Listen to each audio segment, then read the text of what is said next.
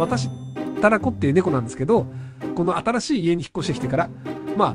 大変ですね。はい。毎日とにかく忙しくて、見回りして、家の安全を守ったりとか、あと、毛繕いとか、飼い主に触らせてやったりとか、あと、この新居に来た時、床がタイルだったんで、肉球冷えそうで嫌だなって思ったんですけど、なんか、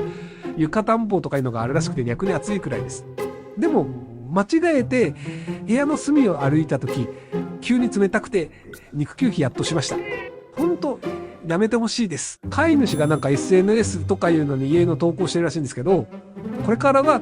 タラコの意見もバンバン出してもらうんで見てもらえると嬉しいですね。